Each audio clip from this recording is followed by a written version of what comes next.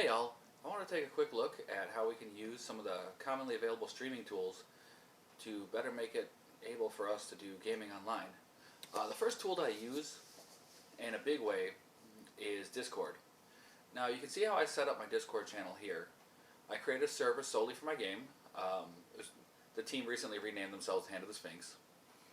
We've got an in-game and out-of-game channel that allow for things like rolling and along those lines. So you can see that we have some examples of rolling happening here. We have the out-of-game channel, which is things that happen between games, organization. My world lore, we have off-topic, just for humor and things like that. I have a special channel I created that's locked solely to myself. You can see that it's just me and the rolling button here, and this allows me to make rolls off-site if I need to. I also have a channel for each one of my players where they can ask me questions and communicate with me as needed. So with that, the bot I use is Avre, and for my players, they're used to using Roll20, so I actually changed Avre from having the exclamation point to start it to having the / to start it. So if I wanted to roll something, I would, instead of using exclamation point, I would say roll / roll 1d20 and see what we get. Hey, a 9, that's not bad. The other thing I use that's a big tool for me is Google Slides.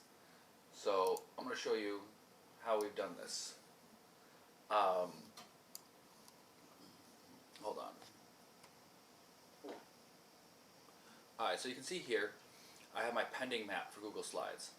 And one of the things that I do is that when I make the pending map, I make an active version and I make a DM version that tells me where everything is.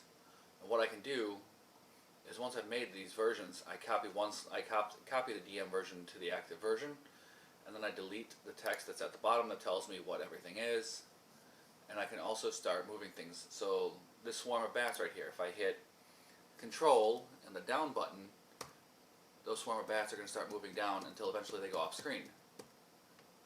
See, there they are. And so I can do that with all the different things that they can run into. And then what I can do is I can just hit the map and I can tell it to go down, and it moves the order in which things appear, like layers. And so stuff can appear. That's one way of doing it. The other is you can just copy and paste the from the one map into the other. So I have, say, my swarms of bats here. So I copy, paste, and then I go to the map that's the player map, and I hit like that, and then they appear. I can move them as necessary. With this, once you share the link with people, then they're able to edit it. So, you'll see, oh hey, this person grabs their character and he goes here. And it's like, in a fight, I move, diagonal and then forward 3, and then things like that allows you to move things around so other players can use a battle map. These maps that you're seeing here I made with Dungeon Draft, but you can see here I've gathered other maps from the internet and a handful of other places, and I threw them together and replayed them. But that's just a quick overview on how to use Google Slides and things like that. Oh, the other thing you can do is, so for example, here we have the characters. Say there's one of the characters that has a status condition. I can go here and I can create a border weight, and so I put like a 4x border weight, and I want his status condition to be something from a priest, so I'm going to give him a white border, so he's got a blessing from a priest. And let's say this guy's been poisoned, so I'm going to give him a 4x border weight. And I'm going to make it like poison green. Oh, he's been poisoned, so now we know his status. Things like that. The other thing you can do is with shapes. So say there's a cone, let's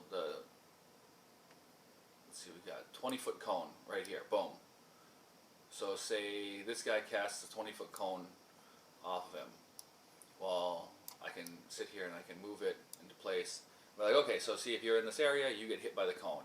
Thankfully, this guy doesn't up here, but everybody else does. And then I can, again, using Control and the down button, I can change who's on top of it, where it's at in the order.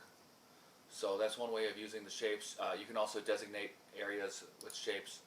So say, for example, one of the things I like to do is I like to say, oh, there's a hole in the ground. Oh no, don't step in that. Or that area, it becomes whatever. You can use the shapes for whatever you can come up with. It's really neat. It's free. It's simple to use. You just share it with your players and they can start moving things around. This is my pending map. let me bring over my active map to show you what the players see. So this is what my players see. This is our active map, and the link stays the same. So the last slide that they were on, we were having a big council meeting with all the players and some NPCs.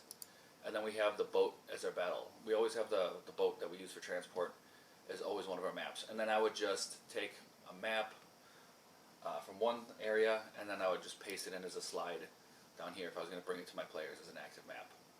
Ooh, that's weird. So that's how you can use Google Slides. I'm looking forward to using it with some of the players as we go forward. If you have any questions, feel free to reach out with me. Oh, by the way, lines. I forgot to do lines.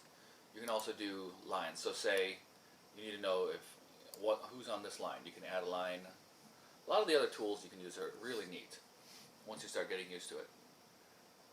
If you have any questions, reach out to me. You can find me on Discord. I'm Valentine. You can reach out to me via Twitter. It's at Mr_Espinos, ESPINOS. I'm sure there's other ways of getting a hold of me as well. So thanks, and I hope you enjoyed this.